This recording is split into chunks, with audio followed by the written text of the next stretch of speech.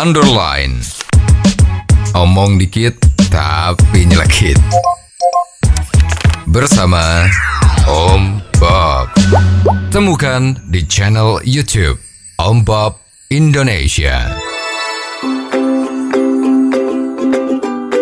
Om Bob, Ketua Badan Pengawas Pemilihan Umum atau Bawaslu Kota Surabaya menjalani sidang kode etik terkait gratifikasi perekrutan anggota Panitia Pengawas Pemilihan Umum karena disebut-sebut menerima uang 5 juta rupiah. Bagaimana Om Bob menggarisbawahi masalah ini?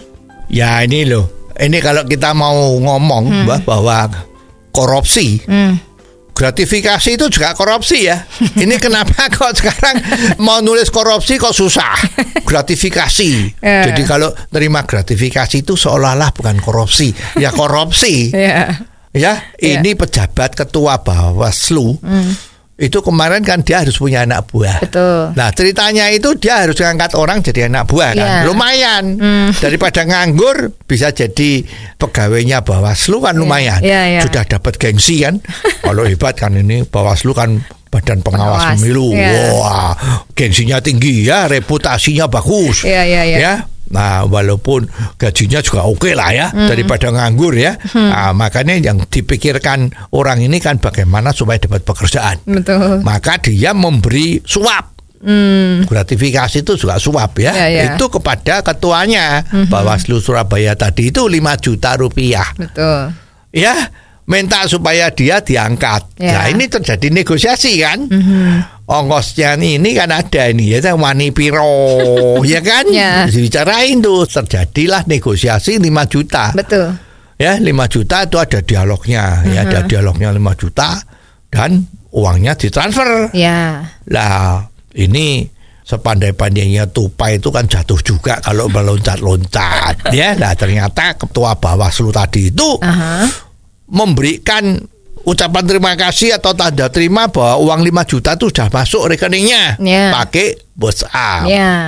Ya, betul. Nah setelah ini berbau isu-isu, nah itu kan terus kaget dia. Wah ini ada buktinya nanti ini, gitu kan. Terus cepet-cepet ngomong sama yang memberi suap tadi itu. Betul. Ayo itu tolong WA-nya komunikasi WA kita soal gratifikasi, ya suap tadi itu kan, itu supaya dihapus gitu kan.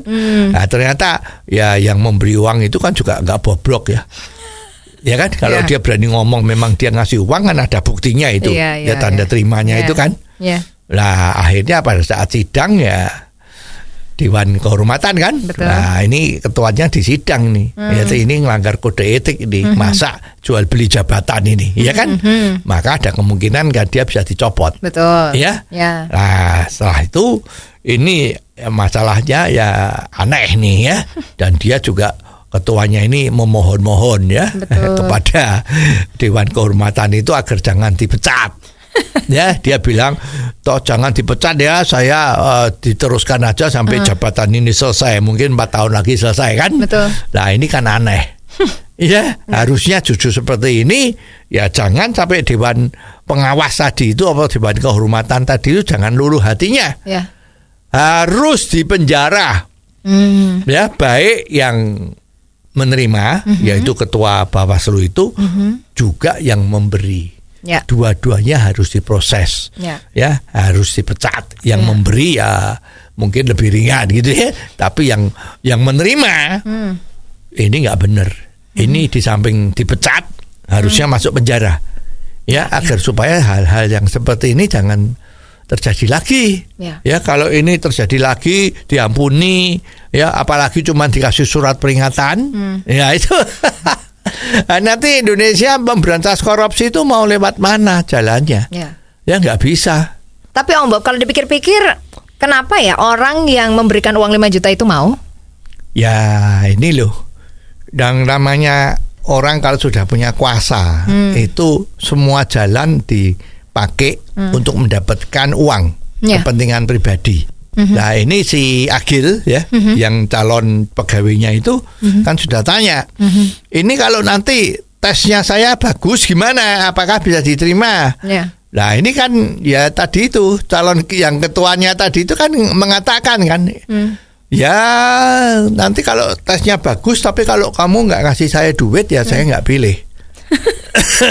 Nah kalau udah dikatakan begitu gimana? Ya. Nah, si akhirnya itu mau tidak mau yang ngasih kan? Betul. Karena daripada nganggur kan? Ya enggak? Betul. Lah seharusnya memang kalau mau buat transparan itu ya jadi ada kotak pengaduan. Ya. Kalau orang yang mau ngelamar pekerjaan ini mendapat sesuatu yang tidak wajar, harus lapor kemana gitu kan? Betul. Yang kemananya ini yang tidak ada hubungannya sama sekali dengan mereka, kan harus gitu. Ya. Dan pakai konsep saksi itu dilindungi. Jangan sudah lapor malah ditangkap. Ya ini dianggapin fitnah. Ya. Ini kan banyak terjadi. Betul. Ya jadi untuk memberantas korupsi itu nggak cuman bisa satu arah, tapi harus koordinasi semua.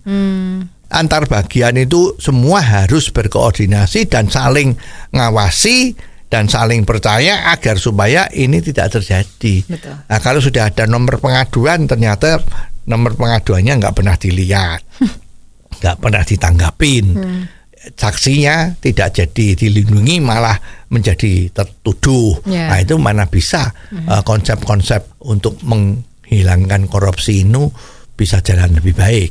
Oh, jadi begitu ya Om Bob. Jelas deh sekarang. Terima kasih Om Bob untuk waktunya. Sampai ketemu lagi di waktu yang akan datang. Underline. Omong dikit tapi nyelekit. Bersama Om Bob.